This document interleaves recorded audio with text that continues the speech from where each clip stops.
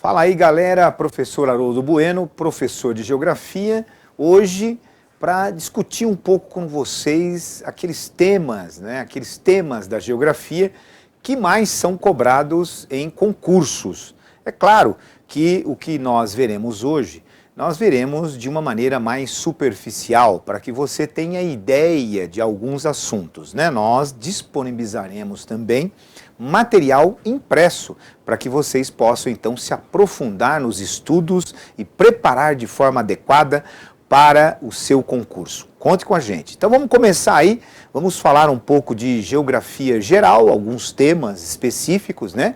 Alguns mais cobrados, e geografia do Brasil. Vamos lá? Então, primeiro tema, começando com a geografia geral.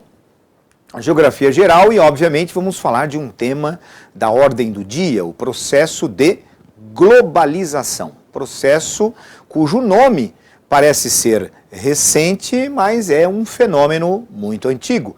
Desde as grandes navegações, o homem, os europeus em especial, partiram para a internacionalização do sistema capitalista. A partir do século XV e XVI, o mundo foi internacionalizado, globalizado. Esse processo se consolida com a Revolução Industrial e depois se amplia, se intensifica com o fim da Guerra Fria, com a nova ordem internacional a partir do final dos anos 80 e início dos anos 80. Vamos lá, vamos ver quais as principais características do processo de globalização. Primeiro, olha aqui. Primeiro, o conceito, processo de integração econômica, social, cultural e política entre os países. Não se esqueçam, integrar não significa incluir a todos, né? O processo de globalização é mais uma fase do sistema capitalista que, obviamente, tende a garantir os interesses das grandes nações econômicas, das grandes potências econômicas, obviamente também de suas grandes corporações empresariais. Processo de integração econômica, social, cultural e política entre países. Esse processo ele foi alavancado com os avanços tecnológicos dos meios de comunicação e de transporte, que tornaram o mundo, né, as distâncias irrelevantes, possibilitando maior integração econômica entre os lugares e também política, com maior intensificação do que? Dos fluxos de pessoas, informações, investimentos e mercadorias pelo mundo. Esse processo foi alavancado graças à terceira revolução industrial, a revolução técnico-científica das comunicações, dos transportes mais rápidos e eficientes, da internet, dos satélites, enfim, um processo de aceleração, aniquilamento do espaço e aceleração do tempo. Nós podemos observar bem nesta figura que mostra o mundo ao longo dos séculos, principalmente a partir do século XIV, XV. Então nós vamos ter o quê? Nós vamos ter uma espécie de aniquilamento do espaço. Parece que o mundo foi comprimido, mas na verdade ele continua do mesmo tamanho. No entanto, os avanços tecnológicos nas comunicações, nos transportes, tornaram as distâncias irrelevantes, acelerando o tempo, intensificando o fluxo de movimento no planeta. Vamos dar uma olhada aqui nas características complementares da globalização. Primeiro, a globalização é um fenômeno que vem a reboque do fim da Guerra Fria. Então ela vem a reboque de uma nova ordem internacional. A ordem internacional que surge com o fim da velha ordem, da ordem da Guerra Fria, aquela em que o mundo foi dividido em duas grandes áreas. O sistema capitalista, dominado pelos Estados Unidos, e o sistema socialista, dominado pela antiga União Soviética. Com o fim da ordem internacional da Guerra Fria, surge uma nova ordem e o capitalismo se torna hegemônico. Uma característica da globalização. Também a expansão das chamadas multinacionais, conhecidas como transnacionais, empresas que têm sede em um determinado país, matrizes nos países normalmente desenvolvidos, e espalham suas filiais pelo mundo. Então a globalização intensificou a expansão das transnacionais. A intensificação também do fluxo de mercadorias, de bens, de capitais, de pessoas e de informações pelas diversas regiões do planeta. Por isso a impressão de que o mundo parece estar menor. O que mais? A formação e o fortalecimento de blocos econômicos, pessoal. Blocos que vão se fortalecer, como o Mercosul, a União Europeia, o NAFTA, que nós temos aí em aulas já gravadas que vocês podem consultar. O que mais? Olha aí, o neoliberalismo, essa política econômica, ou este conjunto de ideias econômicas que se baseiam, ou que se baseia no quê? No mercado máximo e no Estado mínimo. Então a desregulamentação da economia, as privatizações, as flexibilizações nas relações de trabalho são algumas das características dessa doutrina econômica chamada de neoliberalismo. Beleza? A ascensão da China como uma potência emergente. Então a globalização também tem como destaque a ascensão da economia chinesa, que se torna uma das grandes potências regionais da Ásia ao lado do Japão, e hoje já configurando como a segunda maior economia do mundo, atrás apenas dos Estados Unidos, em produção de riqueza. A China, que nas últimas décadas se transformou na fábrica do mundo, em função da mão de obra barata, da abertura do governo chinês, do Partido Comunista Chinês, criando aí uma espécie de socialismo de mercado. A formação também de países satélites com maior vigoridade, com maior vigor econômico, como BRICS, né? Esse acrônico que significa as iniciais de cada um dos países emergentes que também estão em ascensão, entre eles a China. Então o B de Brasil, o R de Rússia, o I de Índia, o C de China e o S de República Sul-Africana. Então é importante que vocês tenham em mente as principais características do processo de globalização, que é um tema bastante abordado em concursos. Um outro tema também muito abordado em concursos é o tema voltado para as questões ambientais. Entre as questões ambientais figuram, obviamente, o problema relacionado ao aquecimento global.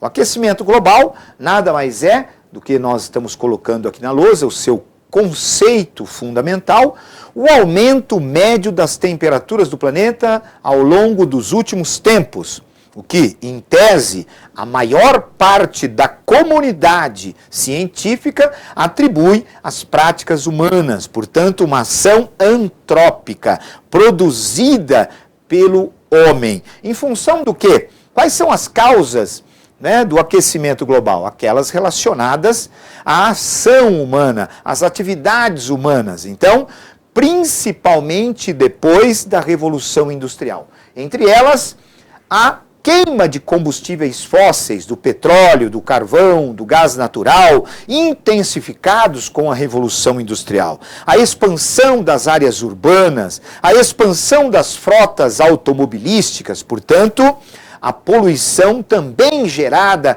por queimadas e desmatamentos de florestas. Todas estas são as principais causas que envolvem o aquecimento global. E as consequências do aquecimento global? O aquecimento global vai trazer, obviamente, está trazendo intensa mudança na dinâmica climática do planeta. Entre elas, por exemplo, a elevação das temperaturas tem contribuído para o derretimento das geleiras polares e o aumento do nível dos oceanos e, consequentemente, ameaçando a existência de algumas regiões do planeta, regiões litorâneas. O que mais? nós vamos ter aí o degelo das calotas polares, a elevação do nível dos oceanos e as mudanças climáticas, né? Ora, em alguns lugares, tempestades tropicais violentas, secas, extremamente severas, em outras, nevascas, enfim, uma verdadeira, né, dinâmica de desequilíbrio ambiental provocado pelo aquecimento global. Observe esse esquema que mostra de uma forma bastante didática como funciona, primeiro, o efeito estufa. Nós não podemos confundir efeito estufa de aquecimento global. Lembrando que o efeito estufa nada mais é do que a capacidade que a atmosfera tem de reter calor, não é isso? Já o aquecimento global é a intensificação do efeito estufa provocado pela ação humana. Então é importante que vocês saibam disso. Falando mais agora de geografia do Brasil, começando com o relevo brasileiro. O relevo brasileiro é muito antigo geologicamente. Ele é formado a partir da divisão, a origem do território brasileiro, na verdade, consequentemente do seu relevo, está associado à divisão da Pangeia. Pangeia, aquele continente primitivo que há 230 milhões de anos atrás começou a se dividir, dando origem primeiro a dois grandes continentes, Gondwana e a Laurásia. A Gondwana, ao se dividir, deu origem ao território sul-americano, portanto ao Brasil, à África, à Antártida, à Austrália e à Índia. E é a partir daí que nós podemos concluir que o nosso território, a nossa formação geológica é muito antiga. A base geológica que sustenta o nosso relevo é predominantemente formado por bacias sedimentares, rochas sedimentares, onde se concentra ou podemos encontrar o petróleo, o carvão mineral, as jazidas de gás natural. 64% do território brasileiro é recoberto pelas bacias sedimentares. E os escudos cristalinos, que são aqueles formados por rochas muito antigas, basicamente magmáticas e metamórficas, que representam 36% do território brasileiro, onde nós podemos encontrar, por exemplo, o quê? Nós podemos encontrar recursos minerais metálicos, como o ferro, o manganês, entre outros minerais.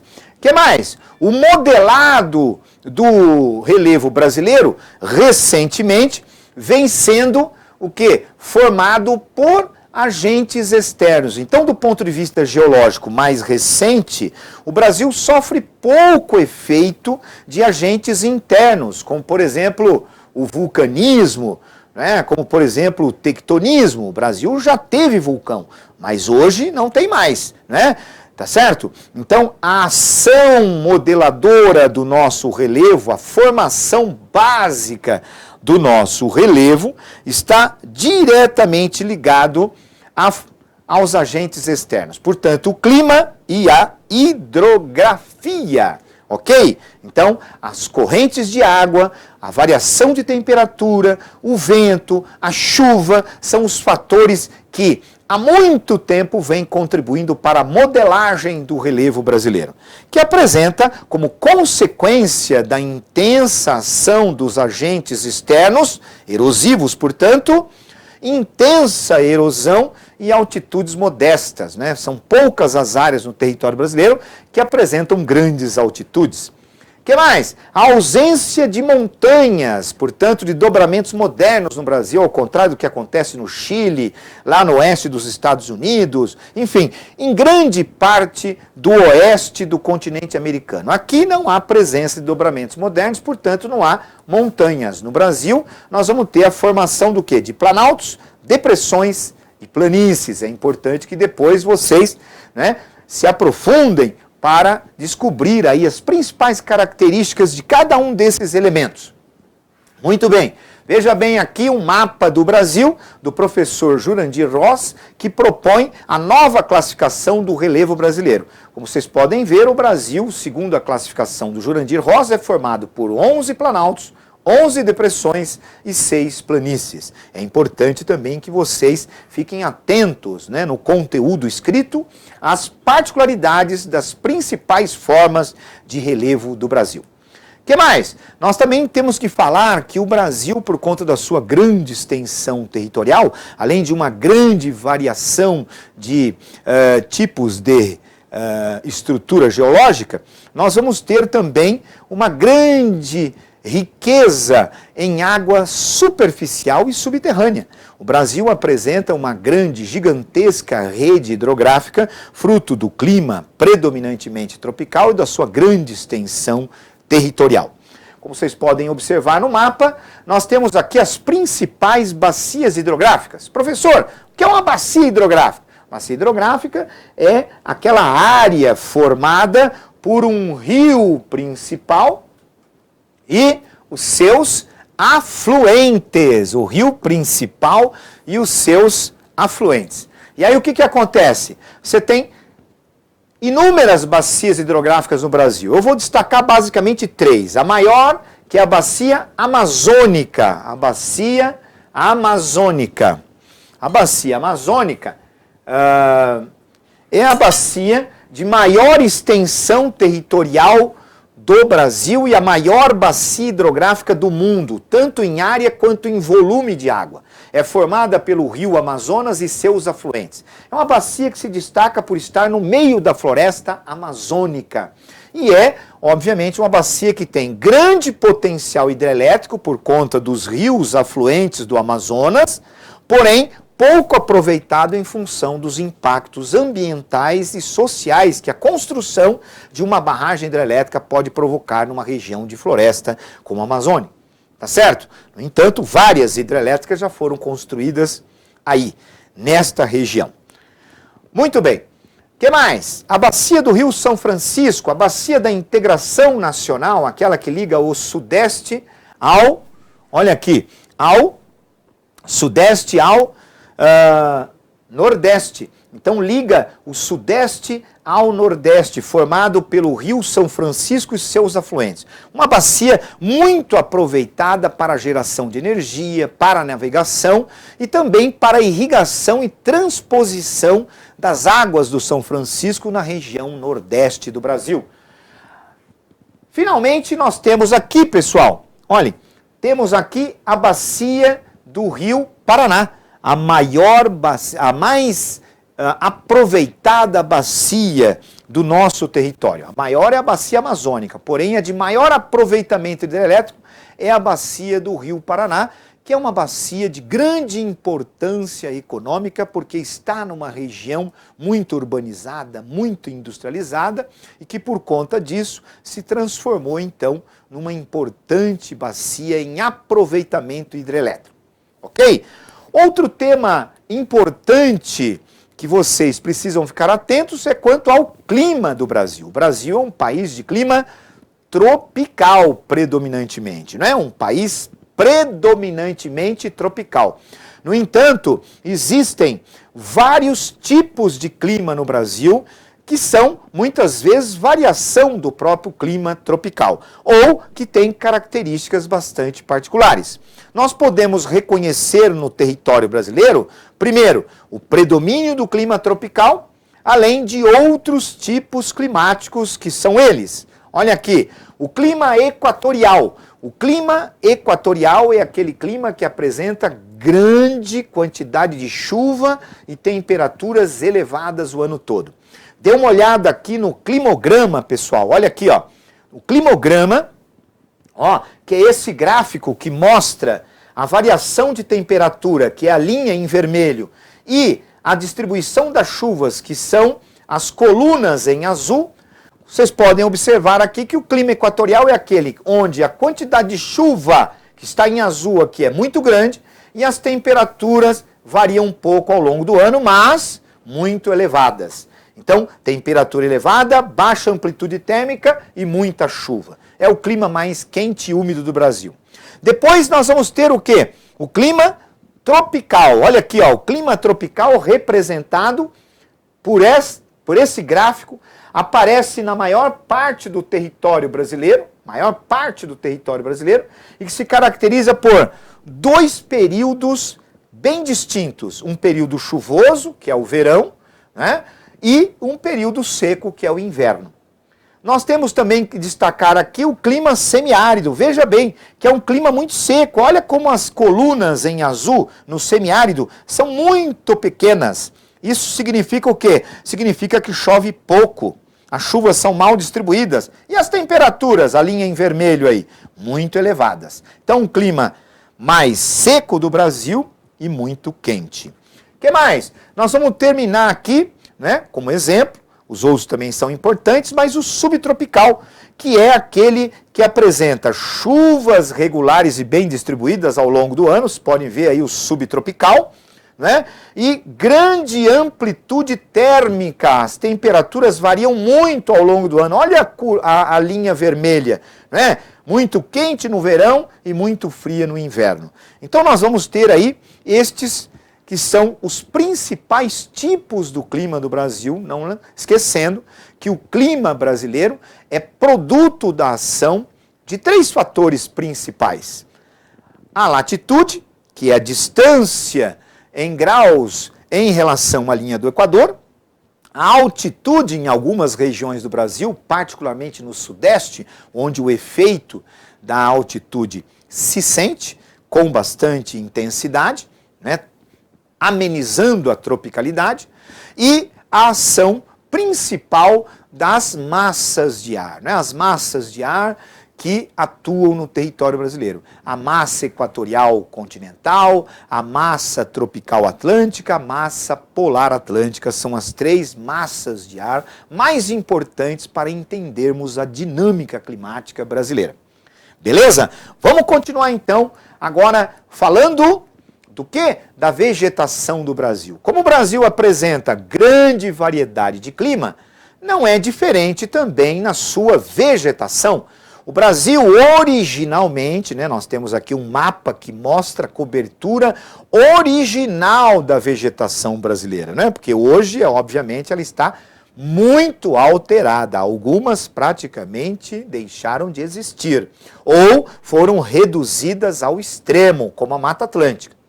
Então, no Brasil, nós temos as formações florestais, como a floresta amazônica. A floresta amazônica é uma floresta latifoliada, com folhas grandes, fechada, densa. A maior floresta tropical do mundo se estende pelo território brasileiro e para outros territórios da América do Sul, com mais de 7 milhões de quilômetros quadrados de extensão. Não é? No entanto, destes 7 milhões de quilômetros quadrados aproximadamente, em torno de 5 milhões estão dentro do território brasileiro. Por isso, toda vez que a gente fala em Amazônia, se associa diretamente ao Brasil, porque ele é dono da maior parte desse domínio de natureza. A floresta amazônica, que tem grande biodiversidade, que é um patrimônio genético, né, que é também importante para manter o equilíbrio climático e também a distribuição de chuvas em muitas regiões da América do Sul. Então, a floresta amazônica, que vem sendo ameaçada pela expansão das fronteiras agrícolas, o desmatamento, as queimadas, a expansão da agropecuária. Nós temos também a floresta de Mata Atlântica, né, que é aquela que originalmente se estendia do Rio Grande do Norte ao Rio Grande do Sul, se interiorizando aqui na altura do Sudeste e Centro-Oeste, como vocês podem ver no mapa, né? Hoje, esse domínio vegetal está reduzido em 7% de sua cobertura original. Vem sendo, então, intensamente ocupada desde o período colonial. Depois, aprofundem lá no conteúdo escrito para que vocês, né, possam entender a dinâmica de ocupação dessa região, que é aquela que coincide com a maior concentração da população do Brasil, né? As maiores cidades, os maiores complexos industriais estão concentrados na Mata Atlântica. E ao longo da história, cana-de-açúcar, o café, né, a exploração mineral, enfim, toda esta dinâmica econômica desde o período colonial vem, né, contribuindo para a sua redução.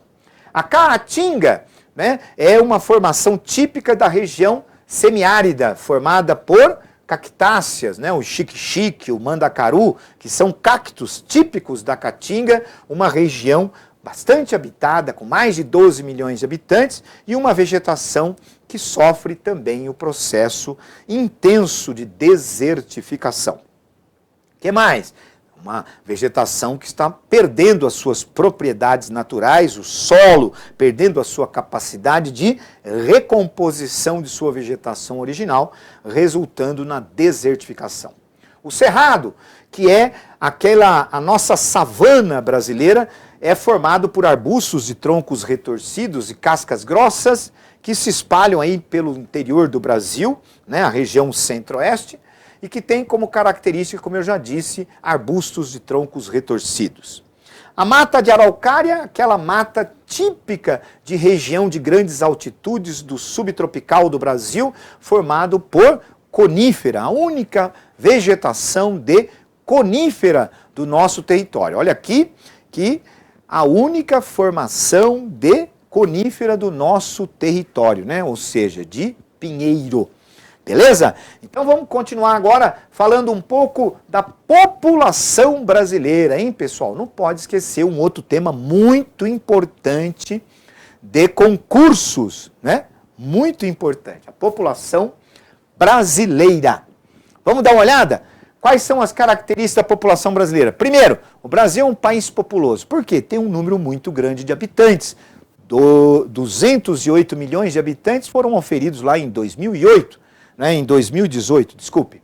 Então nós vamos ter que é uma população numerosa, um país populoso. Porém, quando a gente pega a população brasileira e divide pelo número de habitantes, nós vamos ter o quê? Nós vamos ter uma quando a gente pega a população brasileira e dividimos pela área total do Brasil, nós vamos ter uma densidade demográfica baixa. Portanto, o Brasil, apesar de ser populoso, ele é pouco povoado, não pode esquecer. E a sua população está mal distribuída pelo território. 70% da população está concentrada próximo ao litoral. Beleza? Que mais? Há o predomínio de população urbana no Brasil. O processo de urbanização é recente no Brasil, intenso, criou grandes aglomerados urbanos e hoje em torno de 84% da população, em média, né, vive em cidades. Todas as regiões brasileiras são urbanizadas. A mais urbanizada, a região sudeste. A menos urbanizada, a região nordeste. Mas todas as regiões têm mais de 50% de sua população vivendo em áreas urbanas, portanto, urbanizadas. O que mais? Uma das características mais marcantes da população brasileira é a mudança no seu perfil. Né? O que tem acontecido? Há uma queda no crescimento populacional causada, primeiro, né, pela melhora nas condições de saúde, sanitárias, hospitalares, que reduziram a mortalidade média no Brasil, a mortalidade infantil e a mortalidade total, ao mesmo tempo em que houve uma redução da natalidade e da fecundidade, resultante do quê? Da urbanização, da melhoria das condições socioeconômicas, da maior escolarização e também, principalmente, da maior participação das mulheres no mercado de trabalho. Isso tem contribuído para a redução, portanto, da fecundidade e da natalidade. Isso vai resultar, obviamente, no aumento da expectativa de vida da população brasileira e, ao mesmo tempo, predomínio de adultos e o crescimento de idosos e a redução, obviamente, de jovens. Há uma mudança na nossa estrutura populacional. Dá uma olhada aqui nesses dois gráficos também, muito cobrados em provas de concurso. São gráficos que nós chamamos de pirâmides etárias. Vejam bem que essas duas pirâmides etárias mostram o Brasil. o Brasil na década de 70 e o Brasil de hoje. O que nós podemos, né, concluir ao observarmos essas duas pirâmides? Primeiro, que em 1970 a base da nossa pirâmide era larga, o que indicava predomínio de jovens, a natalidade era muito elevada, a fecundidade muito elevada. A parte mais alta da pirâmide, o cume da pirâmide, ou o ápice da pirâmide, era muito estreito, o que indicava baixa expectativa de vida, em função das péssimas condições de vida. Enquanto que a pirâmide de 2008 mostra o quê? Mostra uma redução da base, um alargamento de seu corpo e também do seu ápice, o que indica aumento da expectativa de vida média da população brasileira. Então eu espero que vocês tenham aproveitado bastante, né, esta aula, que mostra um pouco dos temas que são bastante cobrados em concurso. Não se esqueçam de acompanhar nossos conteúdos disponíveis e contar com a gente. A Nova Concursos, os técnicos, os professores desejam um sucesso a todos vocês, porque o sucesso de vocês é o nosso sucesso. Um grande abraço, até a próxima!